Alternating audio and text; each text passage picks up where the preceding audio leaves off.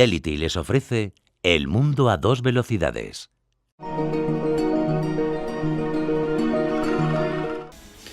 Bueno, pues desde Fidelity, al tener analistas en todas las partes del mundo, lo que estamos observando es lo que llamamos ese trasvase de poderes, ¿no? Desde Occidente hacia los mercados probablemente mal llamados emergentes.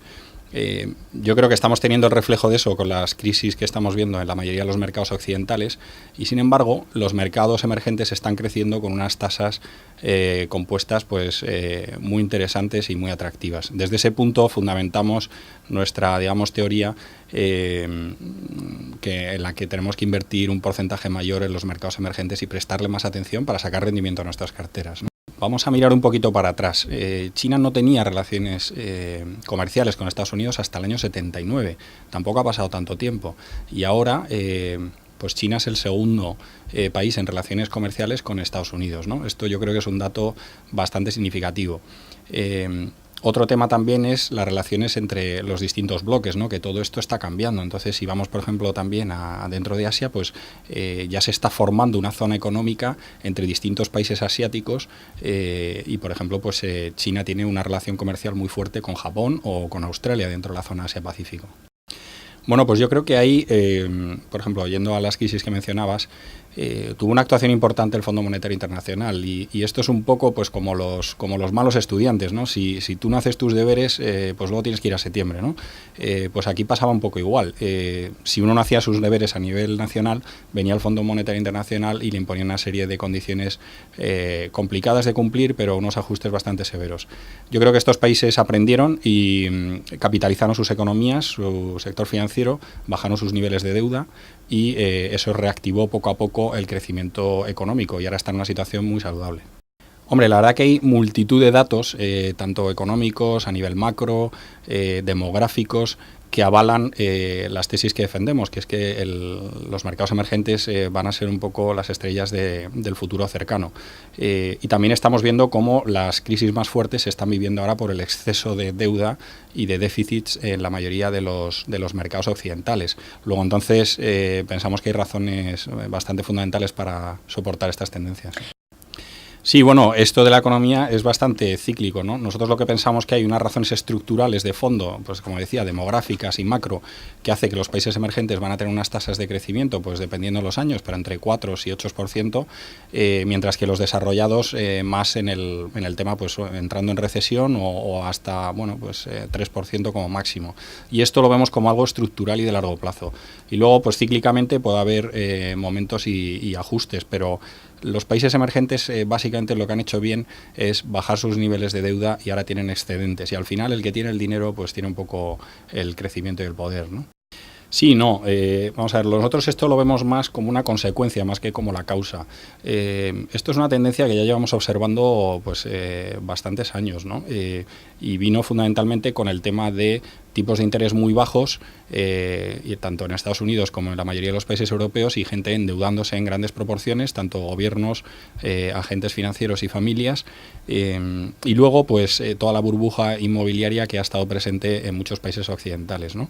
Esta crisis, digamos, es un detonante y un punto crítico, en nuestra opinión, de no retorno, que simplemente lo que viene a decir es confirmar aquello que veníamos observando y que pensamos que está aquí para bastantes años, ¿no?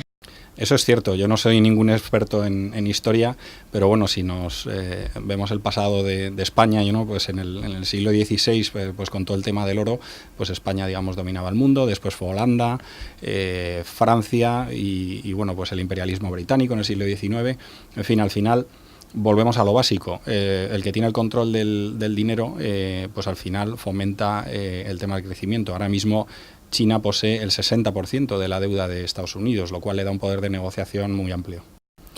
Bueno, ahí sí que lo tenemos bastante claro. La gente tiene que empezar a pensar de manera diferente y esto es un cambio radical, ¿no? O sea, la gente yo creo que hay que hablarle claro y decirle, vamos a ver, los mercados occidentales ya no son un mercado refugio. Tenemos un dato, por ejemplo, en la última década China, el mercado chino, el índice, tuvo una rentabilidad del 229%. Alemania, el mercado mejor de Europa, tuvo una rentabilidad del 40%. Pero, lo más importante para mí, los mercados emergentes están descendiendo sus niveles de riesgo. Es decir, la volatilidad ha bajado en China del 30% al 22, algo, y en Alemania, en cambio, se ha incrementado fruto de toda esta crisis de crédito que estamos viendo en la Unión Europea, con lo cual, es decir, la rentabilidad por un lado está siendo muy superior en los mercados emergentes y sin embargo están convergiendo los niveles de riesgo, con lo cual ese mito que hay que los mercados emergentes son más arriesgados, pues ya prácticamente ha caído. Totalmente cierto. Al final, si nosotros vemos cómo crece un país, un componente fundamental es el consumo. China, como bien dices, en los últimos 20 años ha sido el productor de muchos sectores, el productor mundial. Así, por ejemplo, en juguetes alcanza una cuota de casi el 90% a nivel global. ¿Qué ocurre? Que a medida que ya esto está cambiando, a medida que China se está desarrollando, los salarios en China ya no están descendiendo más, sino que todo lo contrario, están subiendo una media del 7,2% anual, y eso es mucho. ¿Qué significa? Que China está ahora subcontratando parte de su producción a otros países con salarios más bajos, como pueda ser, por ejemplo, Vietnam. Entonces se está creando una zona de comercio dentro de Asia muy potente.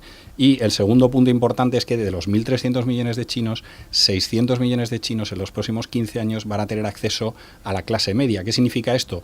Pues que mucha gente que nunca ha tenido, por ejemplo, un frigorífico o un secador, va a tener acceso a comprárselo. Es decir, la cesta de consumo de la clase media china, multiplícalo por 600 millones de personas y imagínate la cantidad de oportunidades que hay ahí.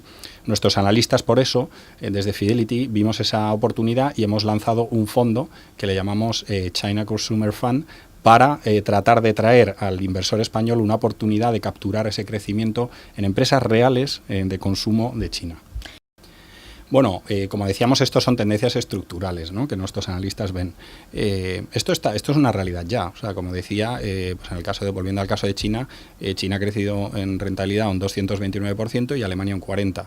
Luego, entonces, esto es como el cuento de la cigarra y la hormiga, ¿no? Pues podemos esperar a ver qué tal va y ya veremos, o podemos invertir ya. Un dato, de media los mercados emergentes en el mundo tienen una capitalización del 17%. Si observamos las inversiones que tienen los inversores españoles en mercados emergentes, no llega al 1%. Es decir, en nuestra opinión, tiene mucho recorrido y hay mucho camino por andar por el inversor español. Por supuesto, hay que asesorarse y en función del perfil de riesgo, pues cada persona decidirá. Bueno, África, hoy por hoy, su peso en el mundo es pequeño. Nosotros sí que vemos bastante potencial porque es un gran productor de materias primas de alto valor. Y en la medida en que se reactive el crecimiento global, pues tiene mucho sentido invertir ahí. Evidentemente hay muchos países muy diferentes en África, hay unos con un riesgo todavía político país bastante importante, pero hay otros que no. Y entonces hay una gestora global como es Fidelity, que tiene presencia y analistas que van a visitar pues, a una mina en Sudáfrica o una cadena de supermercados en algún otro país africano, podemos descubrir algunas buenas oportunidades de inversión.